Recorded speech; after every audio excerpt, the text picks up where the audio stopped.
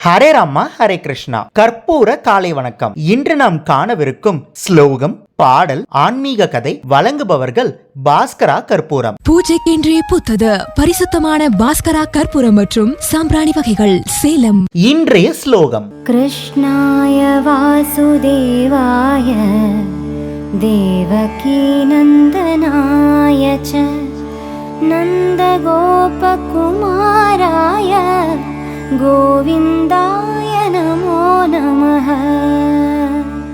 இன்றைய பாடல்: சிங்காரவேலா சிவசக்தி பாலா, சிங்காரவேலா சிவசக்தி பாலா, செந்தூர் முருகா தீனதயாளா, செந்தூர் முருகா தீனதயாளா, சிங்காரவேலா சிவசக்தி பாலா, செந்தூர் முருகா தீனதயாளா, கந்தா குமரா கதிர்காமவேலா, கந்தா குமரா கதிர்காமவேலா, கார்த்திகை மைந்தா தீனதயாளா, கார்த்திகை மைந்தா தீனதயாளா, சிங்காரவேலா சிவசக்தி பாலா, செந்தூர் முருகா தீனதயாளா, செந்தூர் முருகா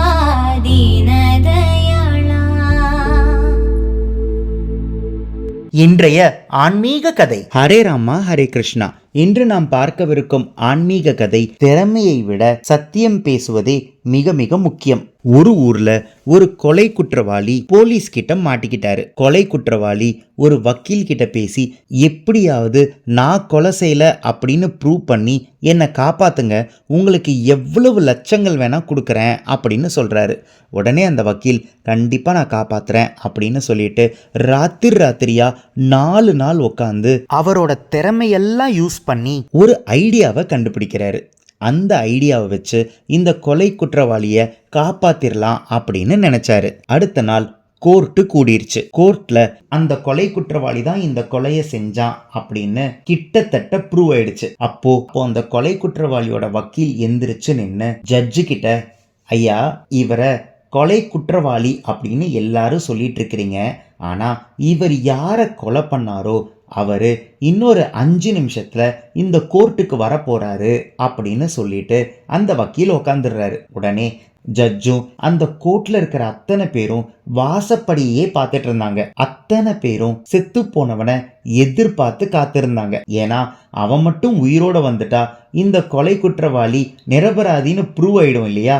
5 நிமிஷம் கழிச்சு வக்கீல் எந்திரிச்சு ஜட்ஜு கிட்ட, ஐயா, நான் 5 நிமிஷத்துக்கு முன்னாடி இன்னொரு 5 நிமிஷத்துல இவர் யாரை கொன்னாருன்னு நீங்க சொல்றீங்களோ அவர் வரப்போறாரு அப்படின்னு சொன்ன. ஜட்ஜாகிய நீங்களும் இந்த கோர்ட்ல இருக்கிற அத்தனை பேரும் வாசப்படியை தான் பார்த்துட்டு இருந்தாங்க.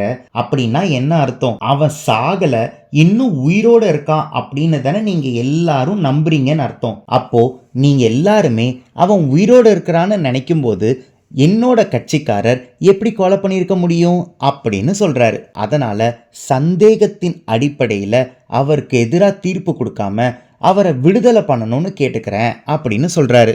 அதுக்கு ஜட்ஜு அந்த விஷயத்தை புரிஞ்சுக்கிட்டு தீர்ப்பை எழுதிட்டாரு. தீர்ப்பை எழுதினதுக்கு அப்புறம் அந்த தீர்ப்பை வாசிக்கும் போது இந்த கொலை குற்றவாளிக்கு மரண தண்டனை அப்படின்னு தீர்ப்பை எழுதிட்டு, அது மட்டும் இல்லாம இந்த வக்கீல் மேல விசாரணை கமிஷன் அமைக்கணும் அப்படின்னு தீர்ப்பை வாசிக்கிறாரு. வக்கீலுக்கு ஒண்ணுமே புரியல. ஐயா, என்னோட கட்சிக்காரருக்கு மரண தண்டனை கொடுத்தீங்க, அது கூட பரவாயில்ல, ஏன் மேல எதுக்கு விசாரணை கமிஷன் அப்படின்னு கேட்குறாரு. உடனே அந்த ஜட்ஜு சொன்னாரு, 5 நிமிஷமா நானும் இந்த கோர்ட்ல இருக்கிற அத்தனை பேரும் வாசப்படியை பார்த்தது உண்மைதான், ஆனா 1 செகண்ட் கூட நீங்களும் உங்களோட கட்சிக்காரரும் வாசப்படியை பார்க்கவே இல்லை. அப்படின்னா என்ன அர்த்தம்? அவன் செத்துட்டான், அதனால இங்க வரமாட்டான்னு உங்க 2 பேருக்கு தெரியும் அப்படின்னு தானே அர்த்தம்.